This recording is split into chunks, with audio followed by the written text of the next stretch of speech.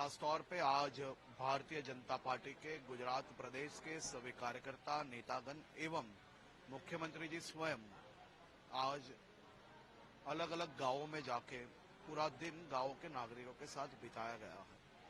आज मेरा सौभाग्य है, प्रधानमंत्री आवास, जो मेरे क्षेत्र के प्रधानमंत्री आवास है, वो आवासों में आज प्रवास करने का अवसर प्राप्त हुआ। खासतौर पे मजुराव विधानसभा के कई आवासों में आज जाने का भी अवसर हुआ और वहां रहने वाले नागरिकों से मिलने का भी अवसर प्राप्त हुआ। आज जिन परिवारों से मैं मिला, कई परिवार ऐसे हैं जो 20-20 साल से अपने परिवारजनों के साथ या तो झोपड़े में रहते थे, या कच्चे मकान में रहते थे, या तो भाड़े के मकान में रहते थे। प्रधानमंत्री मोदी जी के आने के बाद प्रधानमंत्री गरीब आवास योजना जो हुई, वो आवास योजना के माध्यम से इन लोग को अपना घर प्राप्त हुआ है। सालों से जिन्होंने सपना देखा था कि अपने परिवारों के साथ सपने के घर में रहेंगे, पक्के मकान में रहेंगे, इनका सपना साकार हुआ है।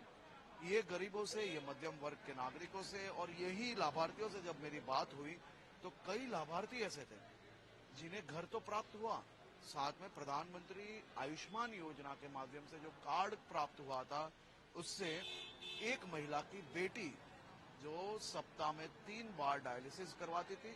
आप सोच समझ सकते हो कि 2000 पहले ये डायलिसिस कितना महंगा था।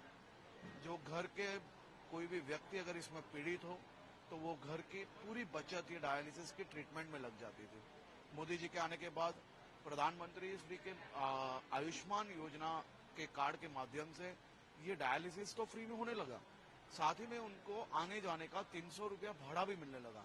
तो सप्ताह में 3 बार आने जाना, 900 रुपए मिलना और साथ में उनकी बेटी की ट्रीटमेंट होने लगी और साथ में उनको आज इनके सपने का मकान मिला है। और यही लाभार्थी को स्वनिधि योजना के माध्यम से 10,000 रुपए की लोन मिली और वो लोन से वो आज अपना कारोबार कर पा रहे हैं। ये बहुत ही बड़ा उनके लिए भेंट है। इसी प्रकार से दूसरे एक परिवार में उनकी बीवी को हार्ट का ऑपरेशन करवाना था।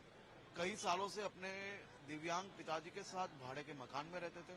उनको घर तो मिला, उनको यही आयुष्मान भारत कार्ड की वजह से उनकी पत्नी का दिल का इलाज उनको हॉस्पिटल में करने का उनसे मदद मिली और साथ ही में 3.5 लाख रुपए का खर्च जो डॉक्टर ने बताया था, वो डॉक्टर को 3.5 लाख रुपए देने के लिए इनके पास कुछ रकम नहीं थी।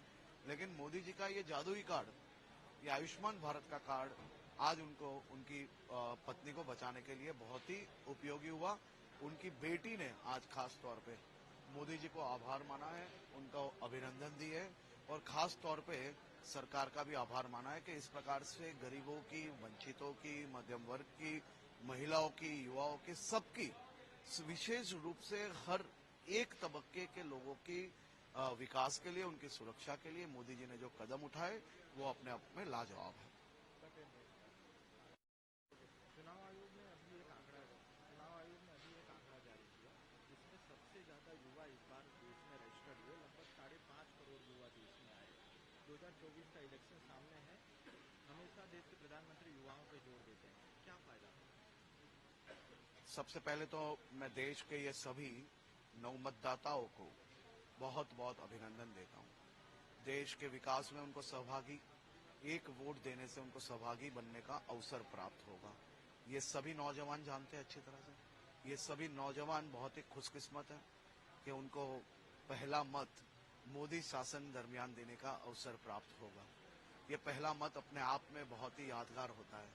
मेरे जैसे और मेरी बात की उम्र के सभी लोग, मैं अपने आप को नसीबदार मानता हूँ कि हमारा जन्म और हमारी जो पढ़ाई है और हमारा जो हम जब से समझते हुए तब से मोदी शासन गुजरात में था और ये सभी युवा जब से समझते हुए तब से मोदी शासन देश भर में है।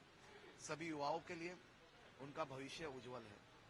मोदी जी, मोदी सरकार द्वारा जिस प्रकार से ये युवाओं के भविष्य उज्जवल करने के लिए जिस प्रकार से योजना उनको राइट डायरेक्शन में, उनको राइट प्लेटफॉर्म प्रोवाइड करने में, सभी तरह से जिस प्रकार से देश में मोदी जी ने नई उपलब्धियां हासिल की है, नई अपॉर्चुनिटीज दी है, मुझे पूर्ण विश्वास है ये युवा देश का भविष्य उज्जवल करने के लिए मतदान करने में किसी भी प्रकार की कसर नहीं छोड़ेंगे।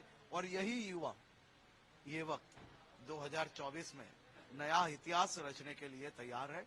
और सभी युवाओं के साथ 2024 में नया इतिहास बनेगा।